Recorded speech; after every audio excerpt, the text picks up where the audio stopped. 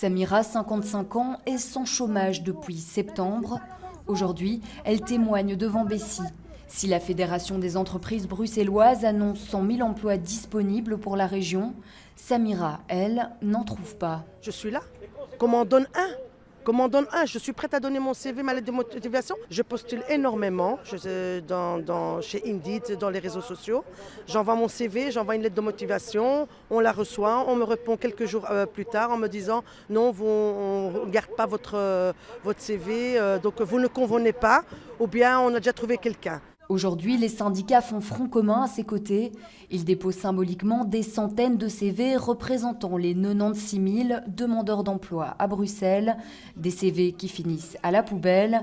Les syndicats dénoncent ainsi les difficultés rencontrées par les chercheurs d'emploi sur le terrain. Tout n'est pas si rose. Et on est là justement pour le dénoncer. D'abord, on ne va pas faire la guerre des chiffres, mais Actiris détecte en ce moment 2000 offres d'emploi. Si on élargit aux partenaires, on est à 30 000, donc il y a vraiment un sérieux décalage. On a des demandeurs d'emploi âgés qui nous disent « moi, à mon âge, on ne va pas nous engager ». Et donc on est là justement pour mettre en avant tous les freins par rapport à l'emploi et avec les employeurs, chercher des solutions. Et puis un élément important, si Actiris veut mettre les gens à l'emploi, il faut que les employeurs communiquent les offres d'emploi. Par rapport à la communication, Bessie dit avoir recensé l'ensemble des offres présentes sur Internet et révèle que beaucoup ont été trouvées sur les réseaux sociaux. Les gens sont sur les réseaux sociaux et donc c'est là que se trouvent les employeurs aussi, de dire tiens, si je cherche quelqu'un, c'est beaucoup plus facile de mettre un petit post sur LinkedIn ou sur Facebook que de devoir faire des choses beaucoup plus compliquées. On a enlevé tout ce qui était petit job freelance, cours de guitare, cours de mathématiques. Donc pour être sérieux, c'est quand même des jobs sérieux, ça peut être des part-time, ça peut être des CDD ou CDDI,